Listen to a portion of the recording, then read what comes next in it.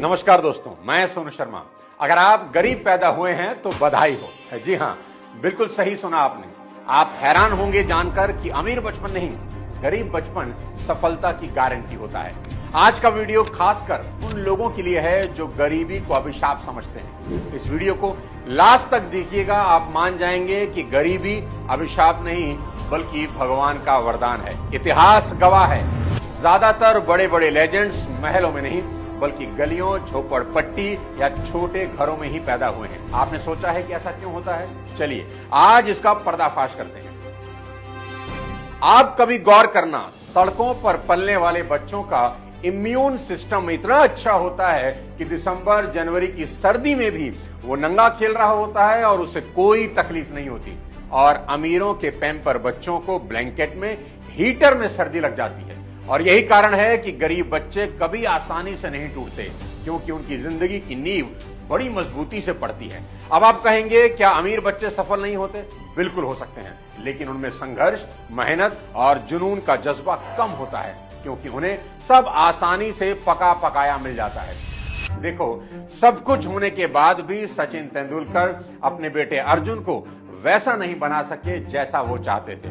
सब कुछ था सचिन के पास अर्जुन को देने के लिए, बढ़िया से बढ़िया ग्राउंड, एक से बढ़कर एक कोच, बढ़िया डाइट, बढ़िया ट्रेनर, पर कुछ नहीं हुआ।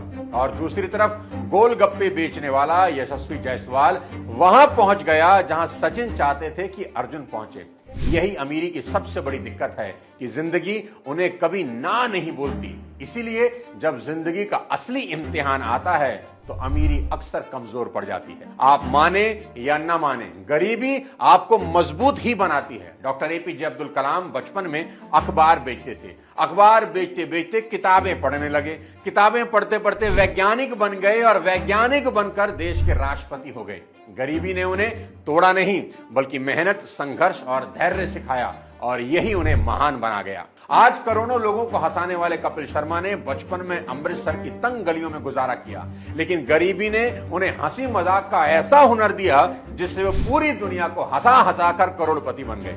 कपिल खुद कहते हैं, गरीबी का शुक्रिया जो मुझे इतना अमीर बना दिया। उनके शो के सभी कलाकार, चाहे सुनील ग्रोवर हो चाहे भारती, सभी गरीब परिवारों से ही आते हैं, लेकिन आज बेहद सफल है। और मैं तो खुद को भी बहुत खुशनसीब मानता हूं कि मैं एक गरीब परिवार में पैदा हुआ। खुशनसीब इसलिए कहता हूं क्योंकि अमीर बनने का मौका ईश्वर गरीब लोगों को ही देता है। जो ऑलरेडी अमीर हैं उसके पास ये सुनहरा मौका नहीं है। जो नीचे बैठा है वही तो ऊपर जाएगा। सब कुछ प्लेट में सज के मिल जाए उसमें मजा ही क्या है, क्योंकि गंगोत्री से गंगा सागर की दूरी तो मुर्दा भी तय कर लेता है। उसमें क्या बड़ी बात है। आप मुर्दे को गंगोत्री में बहा दें, वो बिना कुछ किए गंगा सागर पहुंच ही जाएगा। लेकिन अगर भुजाओं का बल देखना हो तो गंगा सागर से गंगोत्री की तरफ उल्टा तैरना होता है। और यही स्ट्रगल इंसान को मजबूत बनाता है। और दोस्त, गरीबी में सबसे मजे की बात क्या है जानते हैं? गरीबी में जो एक्स्ट्रा टैलेंट मिलता है ना, उसका नाम है जुगाड़। जुगाड़ पर सिर्फ गरीबों का ही कॉपीराइट है। गरीब इंसान से बड़ा जुगाड़ी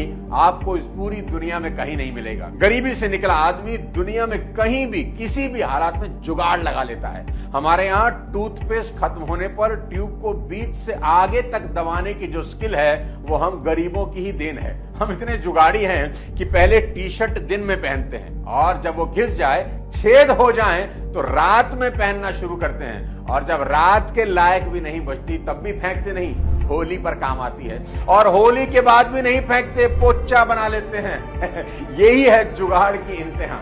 आज के वीडियो में मैं एक बेहद हैरान करने वाली कहानी सुनाना चाहता हूं, जिसे सुनकर आपके रोंगटे ना खड़े हो जाएं तो वीडियो बंद कर देना। 29 जनवरी 1954 में पैदा हुई एक बेहद गरीब लड़की, जिसके पास बचपन में पहनने तक के कपड़े नहीं थे, तो आलू की बोरियों को काट कर उसे कपड़े पहनाए गए। लेकिन इसके बाद भी कुदरत उसे उसकी जिंदगी का शायद सबसे बड़ा जख्म देने वाली थी। बेहद छोटी सी उम्र में ही शारीरिक शोषण का शिकार हुई और उसे सिर्फ 14 साल की छोटी उम्र में मातृत्व का गहरा घाव झेलना पड़ा। सिर्फ 14 साल की वो लड़की मां बन गई और जिंदगी में अनगिनत बार हारने के बावजूद ओपरा विनफ्रे ने दिखा दिया कि दर्द अगर माइक पकड़ ले तो किस्सा बदल जाता है। 19 की होते होते न्यूज स्टूडियो की पहली काली महिला को होस्ट बन गई और 1986 में जब उन्होंने द ओपरा विनफ्रे शो की शुरुआत करी तो जैसे इतिहास ही रच दिया।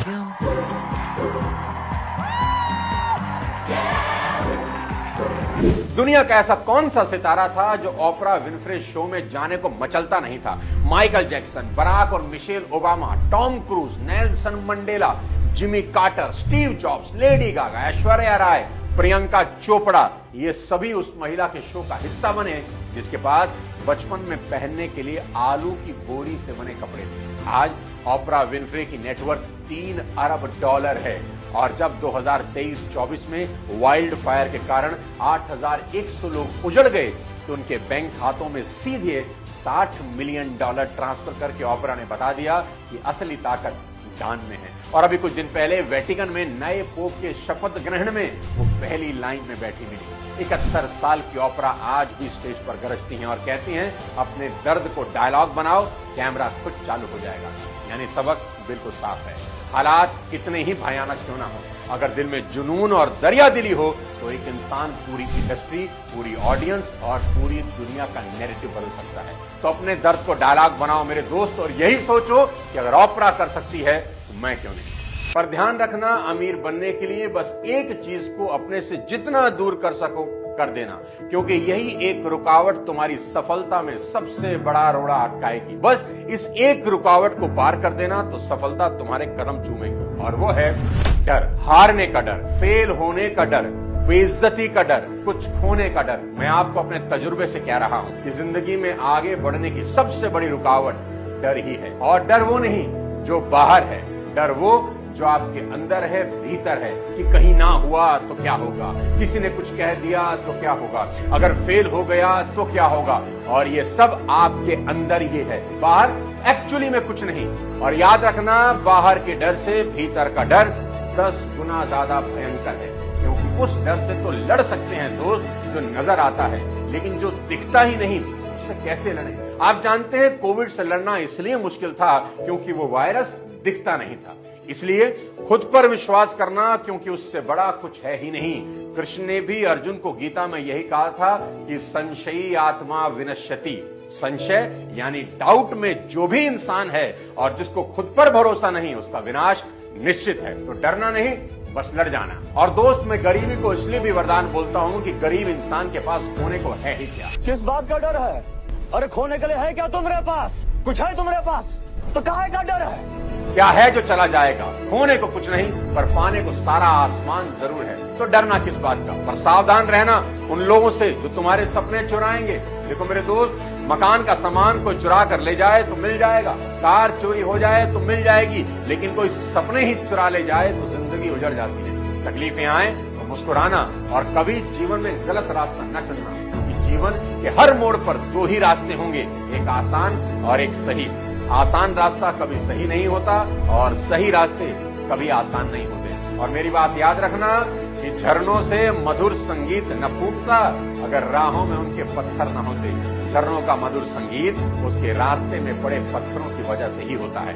अब फैसला आपको करना है, गरीबी का रोना रोना है या गरीबी की ताकत का इस्तेमाल करके खुद को सफल बनाना है। क्योंकि जो जीवन आपको संघर्ष देता है, वही संघर्ष आपकी असली संपत्ति बनता है। आखिर में ये बता दूं, ना जन्म हमारे हाथ में था ना मौत, इसके बीच की जिंदगी को कैसे जीना है वो हमारे हाथ में है। इसलिए उठो, दौड़ो और इतिहास बना दो। गरीब पैदा होना गलती नहीं, पर गरीब मर जाना हमारी ही गलती है। दोस्तों, वीडियो अगर पसंद आया हो तो हर उस इंसान को शेयर करना जिसे लगता है गरीबी अभिशाप है। अगले किसी और शानदार वीडियो के साथ जल्द आपसे मुलाकात करता हूं। तब तक अपनी सेहत का ध्यान रखें। जय हिंद।